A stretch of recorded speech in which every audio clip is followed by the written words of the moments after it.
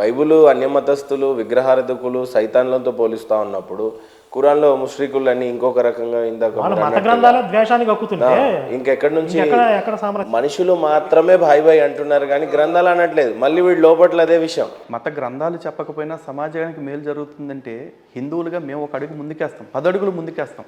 కానీ అన్నదమ్ముల్లా కలిసి ఉండాలంటే రామలక్ష్మణులు లాంటి అన్నదమ్ముల్లాగానో పాండవులు లాంటి అన్నదమ్ముల్లా కలిసి ఉంటానంటే మాకు అభ్యంతరం లేదు.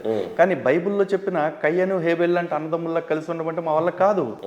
ఎందుకంటే వాడి అర్పణలు వాడు చేసుకుంటా, వాడి ప్రార్థనలు వాడు చేసుకుంటూ ఉంటే ఆడిని దేవుడి దగ్గర బాగా చూస్తున్నాడు కాబట్టి ఆయన చంపేస్తానని సొంత అన్నే చంపేశాడు మరి వాడిని. అట్లాంటి అన్నదమ్ముల్లాగా మేము ఉండలేమండి. వీళ్ళు కయ్యని సంతతి మరి వాళ్ళు చెప్పాలంటే వాళ్ళ బైబిల్ భాషలో అర్థమయ్యేలాగా చెప్పాలంటే. ఈ రోజున హిందూ గ్రంథాలు విగ్రహారాధన టాపిక్ వచ్చింది కాబట్టి చెప్తున్నా అండి. ఆరాధన పద్ధతుల్లో చూసుకుంటే భగవద్గీతలో శ్రీకృష్ణ పరమాత్మ ఒక మాట చెప్తున్నారు, ఏ యథేమాం ప్రపద్యంతే తాం తదేవ భజామ్యహం మమ వర్త్మాను వర్తంతే మనుష్యా పార్థ సర్వశః అన్నారు. అంటే ఎవరు నన్ను ఏ ఏ రూపాల్లో తెలియకూర్చున్నారో నేను వాళ్ళని ఆయా రూపాల్లో అనుగ్రహిస్తున్నాను అని చెప్పి అన్నారు. అంతేగాని నువ్వు నన్ను కృష్ణుడిలాగే పూజ చేయాలి, నువ్వు నన్ను విగ్రహంలాగానే పూజ చేయాలి, లేకపోతే నేను చంపేస్తాను అని అనలేదు ఆయన. ఇంకా నాకు వేరుగా వేరే దేవతల్ని పూజించే వారికి ఆ దేవత యందు శ్రద్ధ నిలబడే చేసేది కూడా నేనే అన్నారు. ఆ దేవతను పూజిస్తే చంపేయమని చెప్పలేదు ఆయన. కానీ మీరు బైబుల్ కావచ్చు, అంటే పాత నిబంధన కొత్త నిబంధన రెండు వేరువేరుగా చూద్దాం కాసేపు. బైబిల్ కావచ్చు, ఖురాన్ కావచ్చు, వీటన్నిటిలో కూడా అసలు విగ్రహారాధన చేయొద్దు, విగ్రహారాధన చేసేవాడిని సహించొద్దు, వేరే దేవతలను ప్రార్థించేవాడిని నీ తల్లి అయినా తండ్రి అయినా భార్య అయినా చెల్లి అయినా అందరినీ చంపేసి నరికేసే అని చెప్పారు ఈ మతాల్లోనే. మరి ఇలా చెప్పే వీళ్ళని గాడిజం అంటారా శాడిజం అంటారా వాటిని చెప్పండి. ఇప్పుడు నేను స్పష్టంగా అడుగుతున్నా, ఇటు ఖురాన్లో ప్రచారకులు కానీ బైబిల్ ప్రచారకులు కానీ, మీరు విగ్రహారాధన వద్దు, విగ్రహారాధన తప్పు, విగ్రహారాధన వ్యభిచారం, విగ్రహారాధన పాపం అని చెప్పి అంటారు కదా.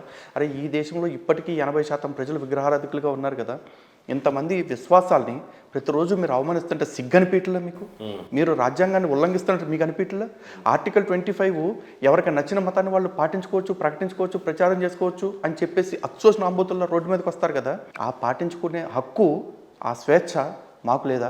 నేను విగ్రహారాధన చేసుకుంటా, గ్రహారాధన చేసుకుంటా, అది నా ఇష్టం. ఛాలెంజ్ చేసి అడుగుతున్న ఏ క్రిస్టియన్ అయినా ఇదే వేదికగా కూర్చుని విగ్రహారాధన ఏ కారణంగా తప్పు నిరూపించమనండి బైబిల్ ఆధారంగా. విగ్రహారాధన తప్పు వ్యభిచారం అంటాడు కానీ ఎందుకు తప్పు అని బైబిల్లోనే చెప్పుకోలేకపోయాడు. మా గ్రంథాలు చెప్పాయి భగవంతుడు అన్నింటా ఉన్నాడు, ప్రతి అణువులో ఉన్నాడు. అనోరణీయాన్ మహతోర్ మహియాన్ అని చెప్పేసి ఉపనిషత్తుల్లో చెప్పారు. అణువులో అణువంత ఉన్నాడు, బ్రహ్మాండంలో బ్రహ్మాండం అంతా నిండి ఉన్నాడు. అలాగే మాకు నిత్యం చెప్పుకునే మంత్రపుష్పంలో కూడా యచ్చకించిత్ జగత్ సర్వం దృశ్యతే శ్రూయతే పివ అంతర్బహిష్య తత్సర్వం వ్యాప్యం నారాయణ స్థిత అని చెప్పారు. ఈ సృష్టిలో ప్రతి కనిపించే వినిపించే దానిలో అంతటా కూడా లోపల బయట కూడా పరమాత్ముడే ఉన్నాడు. కాబట్టి ఇప్పుడు ఈ సెల్ ఫోన్లో, ఈ స్టూల్లో, ఈ వాటర్ బాటిల్లో, మహేంద్ర గారిలో, కరుణాకర్ గారిలో నాలో దేవుడు ఉన్నాడు అనే నమ్ము అని చెప్పారు. అలాగే డైలీ గుళ్ళలో ప్రదక్షిణ చేపిస్తారు. ప్రదక్షిణ అయిన తర్వాత ఆత్మ ప్రదక్షిణ చేపించేటప్పుడు అంతశ్చరతి భూతేషు గుహాయాం విశ్వమూర్తిషు అంటారు. అంటే నీ గుండె గుహలో ఉన్న దేవుడు ఎవరైతే ఉన్నాడో ఆయనే ఈ విశ్వమంతా నిండి ఉన్నాడు. ఆయనకి ఈయనకి వ్యత్యాసం లేదు. కానీ నీ లోపల ఉన్నాడు, నీ చుట్టూ అంతటా కూడా ఉన్నాడు అని నువ్వు తెలుసుకోవటమే జ్ఞానం అని చెప్పారు. ఇంత గొప్ప విశాలమైన సనాతన ధర్మాన్ని నిత్యం దూషిస్తా, ఇంత జ్ఞానాన్ని ఇచ్చిన భగవంతుడిని లేకపోతే ఋషుల్ని నిత్యం అవమానిస్తూ ఉంటే క్వశ్చన్ చేయమా సార్? కోపం రాదు. కానీ ఒక క్వశ్చన్ ఏంటంటే లలిత్ గారు, 100 కోట్లు 1000 కోట్లు సంపాదించిన ఒక బిజినెస్ మ్యాన్ ఎప్పుడు మతం గురించి మాట్లాడు, లేకపోతే బాగా ఒక ఇంటెలెక్చువల్ స్కాలరు ఐఏఎస్లు ఐపీఎస్లు మతం గురించి మాట్లాడు. కేవలం మత ప్రచారం చేసేటువంటి పాస్టర్లకు ఇదొక డైలీ ఇన్కమ్ బేసెస్ అయిపోయింది. లేదు వీళ్ళని అడ్డుగా ఆపద రాకుండా మీలాంటి వాళ్ళు సైనికులుగా పనిచేస్తున్నప్పుడు మీ మీద కేసులు వస్తున్నప్పుడు కూడా ఈ 100 కోట్లు 1000 కోట్లు లగ్జరీ లైఫ్లో బతుకుతున్న వాళ్ళు నోరు విప్పరు. చాలా గొప్పగా సిగ్నేచర్ స్టూడియో వేదికగా దీనికి మంచి ఆన్సర్ చెప్పాలని అనుకుంటున్నా. మేము కూడా ఈ 1000 కోట్లు 100 కోట్లు సంపాదిస్తున్న వ్యాపారవేత్తలు ఎవరైతే ఉన్నారో వాళ్ళందరినీ కూడా మాలాగా వచ్చి మాట్లాడమని మేము అనట్లేదు.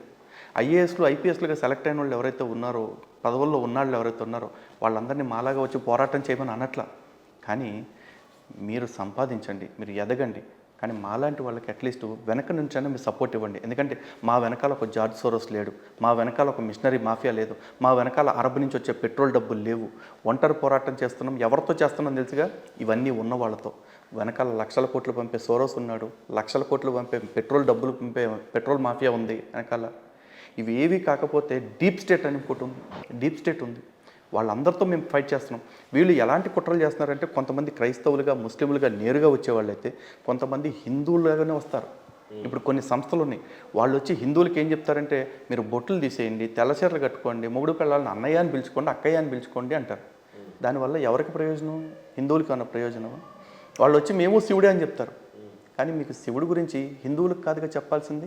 మనకి శివుడి గురించి తెలుసు కాబట్టి ఆల్రెడీ శివాలయాలు కట్టుకున్నాం. శివుడి గురించి తెలియని మతాలు ఉన్నాయిగా, వాళ్ళ దగ్గరికి వెళ్ళి ఎప్పుడని చెప్తారు ఈ మాటలు? చెప్పరు. అలాగే త్రైత సిద్ధాంతం అంటాడు, ఇంకొకటి వచ్చి గీతా జ్ఞానం అంటాడు, ఇంకోటి వచ్చి పిరమిడ్ అంటాడు, ఇంకోటి వచ్చి గుడాకేశ అంటాడు, ఇంకోటి వచ్చి ఇంకేదో కేశం అంటాడు. అన్నీ హిందువులకే. హిందువులు నమ్ముతున్నారు సార్. ఇప్పుడు విషము అని రాసున్న సీసా పెద్ద ప్రమాదం కాదు, ఎందుకంటే అది విషం అని చెప్తుంది కాబట్టి. క్లియర్గా. కానీ ఫుడ్లో మనకు అది నచ్చిన పదార్థంలో ఆ విషం కలిసిపోతే ఇప్పుడు చాలామంది అలా హిందూ ముసుగులోకి వచ్చేసారు. వీళ్ళ వల్ల ఎక్కువ మంది హిందువులు కన్ఫ్యూజ్ అయిపోయి ఓహో నిజంగా దేవుడు మన దేవుడు నిజం కాదేమో అని నమ్ముతున్నారు. నిజం. ఇది కరుణాకర్ సుగ్న గారు, హిందుత్వం అనేది కేవలం భారతదేశానికి ఆపాదింపబడతా ఉంది. ప్రపంచవ్యాప్తంగా నిజంగానే ఈ మతమే గొప్పది అయి ఉంటే ఈ ప్రపంచం మొత్తానికి గదా వ్యాప్తి చెందాలి, కేవలం భారతదేశానికి అని చాలా ప్రధానంగా వాదించి చాలా చిన్న చూపుగా చూపించి మా మతం దేశమంతా ఉంది అని చెప్పి చాలా ఈజీగా వ్యాప్తి చెందే పరిస్థితి. 50 దేశాల్లో వీలుంటే 80 దేశాల్లో వాళ్ళు ఉన్నాం, మనమేమో కేవలం ఒకే దేశం ఉన్నాం. కానీ మాదే అంతిమ లక్ష్యం, ఈ భూగోళం అంతా కూడా బ్రహ్మ విష్ణు మహేశ్వరులది అని మనం చెప్పుకుంటూ ఉంటాం. దీన్ని ఏ రకంగా చూస్తారు? దీనికి ఒక అద్భుతమైన సమాధానం భగవద్గీతలో ఉంది, బైబిల్లో కూడా ఉంది. భగవద్గీతలో శ్రీకృష్ణుడు ఆయన స్వయంగా చెప్పింది, ఈ కోటాను కోట్ల మందిలో కొంతమంది మాత్రమే నన్ను కనుగొనడానికి, నా యథార్థ స్వరూపాన్ని తెలుసుకోవడానికి ప్రయత్నం చేస్తారు. అలా ప్రయత్నం చేసిన వేలాది మందిలో ఒకానొకడు మాత్రమే సఫలీకృతుడవుతాడు. అంటే సత్యాన్ని గ్రహించడం అంత ఈజీ కాదు. ఇది భగవద్గీతలో చెప్పాడు. బైబిల్లో కూడా శ్రీకృష్ణుడు వారిని కాపీ కొట్టేసి ఏం చెప్పాడంటే, జీవానికి పోయే మార్గం ఇరుగ్గా ఉంటుంది, దాంట్లో ప్రవేశించే వాళ్ళు కొందరే. నరకానికి పోయే మార్గం విశాలంగా ఉంటుంది, అందులో అనేకులు ప్రవేశిస్తారని అంటాడు. ఈ రకంగా చూస్తే ఏ మతం అన్ని దేశాలకైతే వ్యాప్తి చెందినది కాదు. ఒక మతం అక్కడి నుంచి ప్రారంభం అవుతుంది, 4-5 దేశాల్లో వ్యాప్తి చెంది ఆ తర్వాత 10 దేశాల్లోకి పోయింది. ఇంకో మతం అనేక దేశాలని ఆక్రమణ చేసుకుంటూ వచ్చి ప్రతి చోట ఆ సంతతిని విస్తరింపజేస్తుంది. వ్యాప్తి చెందడం అనేది ఘనత కాదు. ఏ ఒక్క మతం మొత్తం దేశం అంతటా ఉండాలి కదా మరి. అదే కదా, ఇప్పుడు వైరస్ కూడా బాగా వ్యాప్తి చెందుతుందండి. అంత మాత్రాన వైరస్ దేవుడు కాదు. చెడు బాగా వ్యాప్తి చెందుతుంది. ఇప్పుడు క్రిస్టియానిటీ చాలా దేశాల్లో వ్యాప్తి చెంది ఉండవచ్చు. ఎందుకు? అది మార్కెటింగ్ మతం కాబట్టి, విస్తారక మతం కాబట్టి. మీరేమంటారు లలిత్ గారు? ఏ మతం కూడా అన్ని దేశాలను వ్యాప్తి చెందినట్టుగా కనపడలేదు. ఏదైనా ఒక చోట నుంచి పుట్టింది, అనేక దేశాలుగా ట్రావెల్ అయ్యింది, ఇక్కడ ఈ దేశంలో కూడా వచ్చింది. క్రిస్టియానిటీ చాలా దేశాల్లో వ్యాప్తి చెందింది అంటున్నారు కదా, ఓకే సంతోషం. మరి తను పుట్టిన ఇజ్రాయెల్లో ఈ రోజు కూడా క్రిస్టియానిటీ 2% మించలేకపోతుంది. ఎందుకని? దానికి వాళ్ళని సమాధానం చెప్పుకోమనండి. సనాతన ధర్మం ప్రపంచవ్యాప్తంగా ఒకనాడు ఇజ్రాయెల్లో 2% దాటలేదు. 2% క్రిస్టియానిటీ 2%. ఈ రోజు చాలా పెద్ద స్టేట్మెంట్ అయింది లలిత్ గారు. ఇది నాకు కూడా తెలియదు. పుట్టిన చోటు నుండి 2. ఇంకొక మాట అండి, ఇక్కడ మనం మత ప్రచారకులు వస్తే శివశక్తి వాళ్ళు అడ్డుకుంటున్నారు, హిందూ జనశక్తి వాళ్ళు అడ్డుకుంటున్నారు అని ఏడుస్తున్నారు కదా. ఇజ్రాయెల్లో అడ్డుకోవటం కాదండి, మొహం మీద ఉమ్ములు వస్తున్నారు లిటరల్గా. యేసు శిలువ మీద ఉమ్ములు వస్తున్నారు అక్కడ. నిజంగా ఇప్పుడు యేసు అనేవాడు నిజంగా దైవికంగా దైవ కుమారుడే, దానికి సంబంధించిన సాక్ష్యాధారం ఉన్నట్టయితే యూదులు వాళ్ళు ఎందుకు వాళ్ళ జాతిలో పుట్టిన దేవుడిని ద్వేషిస్తారు? ప్రపంచం అంతా మావాడిని నెత్తిన పెట్టుకుంటుంది. ఎక్కడో అమెరికాలో ఉన్నాడు కూడా మా యూదు జాతిలో పుట్టిన యేసునే దేవుడిగా భావిస్తాను గర్వంగా చెప్పుకుంటారు. మరి సైతాను దుష్టశక్తి అని ఎందుకు చెప్తున్నారు అక్కడ? ఇంకో మాట అండి, ఈ రోజు సిలువ మీద ఉమ్మేయటం కాదు, ఆ రోజు యేసుకి సిలువ వేసేటప్పుడు యేసు మొహం మీద ఉమ్మేశారు వాళ్ళు. చేయకూడదు పనులన్నీ చేశారు. సిలువ శిక్ష. అప్పుడే యేసు మొహం మీద ఉమ్మేశారు. ఇప్పటికీ అదే కంటిన్యూ చేస్తున్నారు అక్కడ. ఇజ్రాయెల్లో క్రిస్టియానిటీ ఎందుకు ఎదగట్లేదు అది అడగండి. ఊరంతా తిరిగి వచ్చానంటే ఉపయోగం ఏముంది? ఉన్న చోట ఎందుకు ఎదగలేకపోయారు? రాముడు ఈ నేల మీద పుట్టాడు భారతదేశంలో. ఆయన పుట్టినటువంటి జన్మభూమిలో ఆయనకు దేవాలయాన్ని నిలబెట్టడానికి కొన్ని లక్షల మంది ప్రాణత్యాగం చేశారు. ఇప్పుడు త్రేతాయుగంలో రాముడు కోసం ఈ యుగంలో ఇంతమంది రక్తం దారబోసి ప్రాణాలు ఇచ్చి మా రాముడికి ఒక ఆలయం ఉండాలి అని అంతగా త్యాగం చేశారు, అంత ప్రేమించారంటే ఆ రాముడు ఎంత గొప్పవాడే ఉంటాడు. ఇజ్రాయెల్ యేసుగా చెప్తే తంతన్నారంటే చూడండి. మరి అక్కడ లోకల్గా వాళ్ళకి తెలుసు కదా, అమ్మ పుట్టిల్లి మేమమ్మకి తెలుసు కదా. అంటే వాళ్ళేమో తంతన్నారా? బయట మీరు మార్కెటింగ్ చేసి అందరి నెత్తి మీద రుద్దుతున్నారా? ఇప్పుడు ఇంకొక మాట, ఇస్లాం ఉందండి.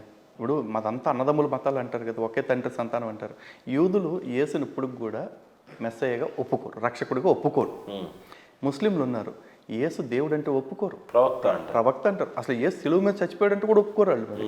కానీ వీళ్ళు ఏమంటారు, భారతదేశంలోకి వచ్చేప్పటికి క్రైస్తవు ఆడేవాడో ఒక పాస్టర్ ఉన్నాడు, CMDF అనే సంస్థ కూడా పెట్టాడు, క్రిస్టియన్ ముస్లిం డిఫెన్స్ ఫోర్స్ అని చెప్పేసి. వారినైనా ముస్లిమ్స్ ఏమో నిన్ను చంపేమని చెప్తున్నారు, నువ్వేమో మేము కలిసి పని చేస్తామని చెప్తున్నావు. ఫస్ట్ మీరు అసలు ఒక ఏకాభిప్రాయానికి మీరు రావాలి కదా.